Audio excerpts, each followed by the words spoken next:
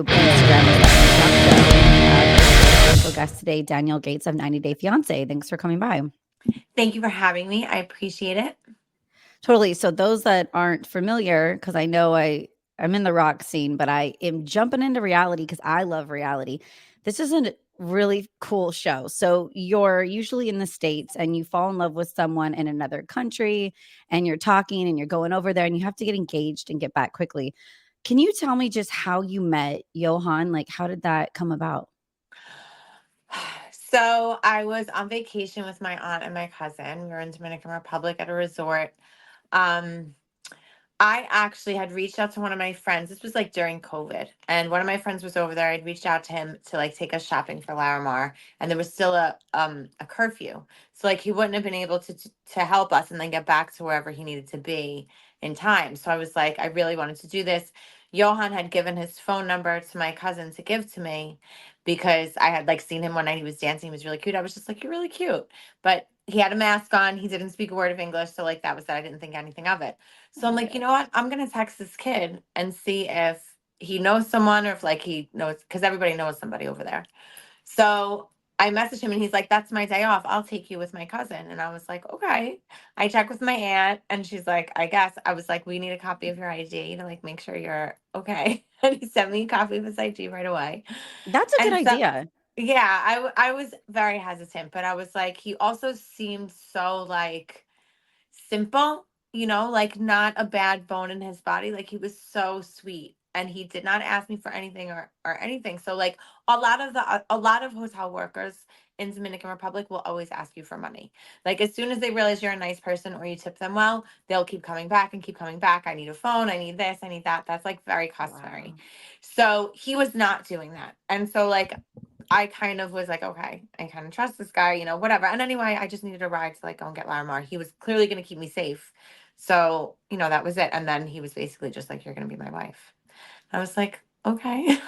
I like that romance. Like, I love the movie True Romance where they just meet and fall in love right away. I am delusional like that, where I think, Clearly I am well, too. I'm like, you'll fall in love in a day. Why not? You So know what? I'm on It board. was fucking COVID. Like, I feel like anything that happened during COVID doesn't count. And like, we should Yes. not be responsible for any decisions we made during the pandemic because I feel like my whole life before that was so nuts. It was so busy, and I was going 14, 16, 18 hours a day, never healing any of my trauma, never taking care of myself in any way, shape, or form.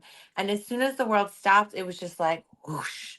Like all of the things that I had not worked on and avoided and like filled with work or whatever other shit I was doing, substances usually, you know, I had to now deal with. And so I think a lot of the choices that I made during that time, in all ways, not just with Johan, but in my professional life, my other areas of my personal life, I really feel like it's like it was fucking COVID. Yeah. I dated probably someone I wouldn't, but it was COVID and I didn't want to go out and date. And we met at a wedding randomly. So it was like, well, this works. I actually met another Yeah. human of the opposite gender. So I just got excited to like talk to somebody. So I love the height difference. You said you were 4'11" and he was 6'7". How did you Yeah. guys make that work? We really didn't. I mean, like we did. We clearly didn't make it work. I mean, Yeah. Oh, yeah. it was kind of ridiculous at times, but there's a thing with like really tall guys. It's like a fetish thing. Everybody's like, "Oh, women fetish tall men." I actually have dated a lot of very tall men that always date short women. I think it's like Yeah. I don't think it's just like a girls who only date tall guy thing because Yeah. I think it goes both ways. But I don't know. We just kind of he always had to pick me up. You didn't get a sore neck or anything. You're okay. I didn't get a sore neck. My neck was not my problem. No. Okay. So, I mean, you guys ended obviously now. You're not together. Would you date abroad or overseas again, or is that not on your radar? Yeah, I mean, I haven't even really thought about what that's going to look like because it's not even just what I date overseas again. Dating post reality television is a whole other fucking animal. Like I have to get a matchmaker. It's not like I can't like go on Bumble. It's like everybody's weird. You're afraid that someone may wanna date you just because they saw you on TV too and not Or genuinely. not. Like either they don't want to Okay. date me because they saw me on TV or they do want to date me because they saw me on TV. And like either one, I don't want that to be the representation. I would rather like have someone vet someone else and vet me and make sure that before we even sit down at the table, like we're very clear on what we want and what we're doing. I Like like that. that, and it's, like, authentic. You're getting to know what would pair up before, like, "Oh, I know this person, and that's why I would date." I wanna Yeah. speed date. I've seen speed dating, and I'm like, "I think I would Yes. try that." I met someone speed dating, like virtual speed dating during COVID, and he was a really cool guy. And I actually am still friends with him. Like, because it's like, okay, let's try all of these people and like wherever there's a vibe. Yeah. Yeah, and I Yeah, don't like the definitely. apps, though. Like, I've tried the apps, they're not working for me. In person's cool Apps have because I never worked. bartend, but So then you you get get to meet a lot of barflies. people. I don't leave my house. Oh, So yeah, you it's gotta leave a your house. problem. You I don't leave my house ever. So, I saw you talk with Nick a little bit. Yes. I love his podcast, like mental health and reality shows and whatnot. Mm, I know editing can change a lot in mm. reality shows and how someone's perceived. Do you think you would do another show, or is it something that you're kinda turned off to now? I mean, it's a job, you know? Yeah, So like any job, I think that there's an exchange. So anytime I'm offered any kind of opportunity, it's like, well, what is the exchange? You know, like this is what completely. you want from me. What is it that you're willing to give me for that? Like that's kind of the conversation. So I never say I'll never do this because actually it's very funny. In the beginning of the show, there were so many things that I said to the crew and the producers like, "Oh, I'll never do this. I'll never do this. I'll never." And I did every single one of the things that I said I would never do, and I kind of like feel like a dick about that now. So I'll never say like I'll never do another reality show or anything like that. I just feel like the exchange has to be favorable. Yeah, and I think you wanna see something fascinating and almost the entertainment has to be upped a little bit, so it's like you, but kind of on steroids, if that makes sense, to Hmm. make it more interesting to watch. Yeah. And you are getting paid. I think people forget that too. Like, you kind Hmm. of wanna produce something exciting. Not that your Exactly. life isn't exciting, but you have a show to Yeah. put on. You're definitely more dramatic in front of cameras. Like the tell-alls, like everybody's nuts. I feel Yeah, like the same thing, Nick and I were talking about Vanderpump, like the reunions, like it's always a little bit over the top. I love Like that show.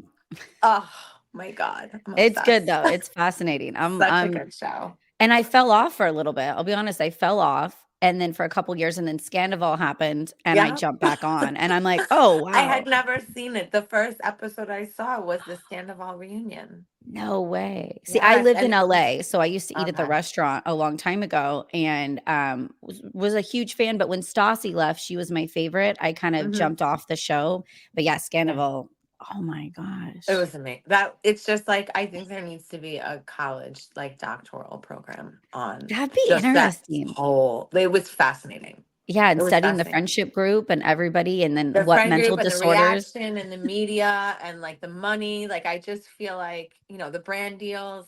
All of that is so fucking fascinating to me. Yeah, so you would do another reality show? Yeah, I And would. would it be dating someone abroad? I mean, I don't even know. Like this is the thing. My general rule in life is I'll try anything once. Yeah. Like so if someone came to me like from Match Me Abroad and was just like, "Hey, we want to try and find you a matchmaker." Sure, why not?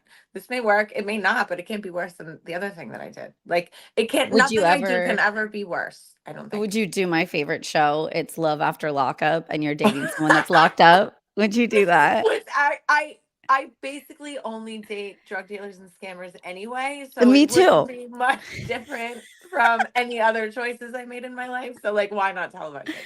It's kind of I my don't thing. can't believe I haven't done that show because I like losers with, like, no money that can move in my No, house. I like them because they have money, but they don't actually value it, so they blow it on dumb shit. Like Okay. that's why I choose because they run shit, they know how to run the block, they know how to like manage things, they can make decisions, but they Yeah. also don't, really care what they do with their money, so they're willing to buy any shit.